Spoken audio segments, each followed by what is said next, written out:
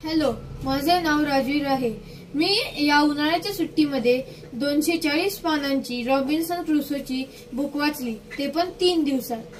तर त्यातली मी तुम्हाला थोडीशी गोष्ट सांगणार आहे शॉर्ट टर्म मध्ये।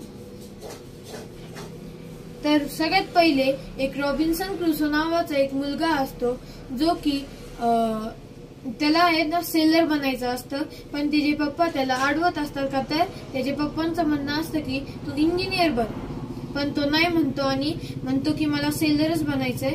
आणि मग तो त्याचे पप्पा म्हणतात की बन, पडला असेल की सेलर म्हणजे। आता तुम्हाला प्रश्न पडला असेल की सेलर म्हणजे काय। सेलर म्हणजे नावाडी, म्हणजे जो इकडून ते त्या देशात आपले धान्य किंवा व्हेजिटेबल्स किंवा गन्स हे विकत राहतो। आणि नावासोबत समुद्रात जातो, त्याला म्हणतात सेलर, SAILOR सेलर।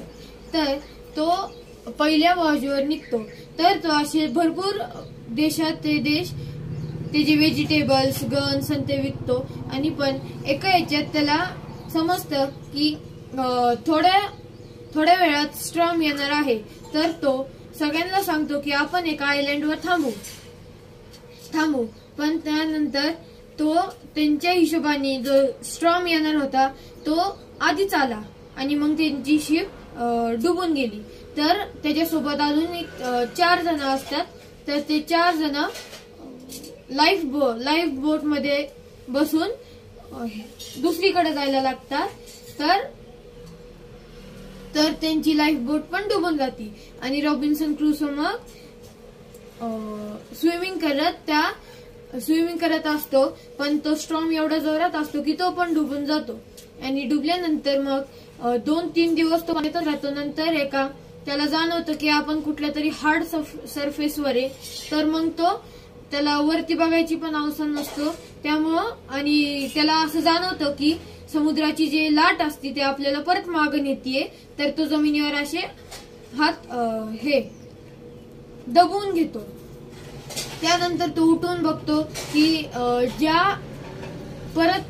जो स्टॉर्म येणार असतो तर त्यांना याच आयलंडवर थांबायचं असतं, पण त्यासोबत ना त्याची शिप असती ना त्याची माणसं असतात। तर त्याला असं वाटतं की आपल्याला कोणतरी आता घ्यायला येणार आहे, त्यामुळे तो 8 दिवस एका झाडावरच झोपतो।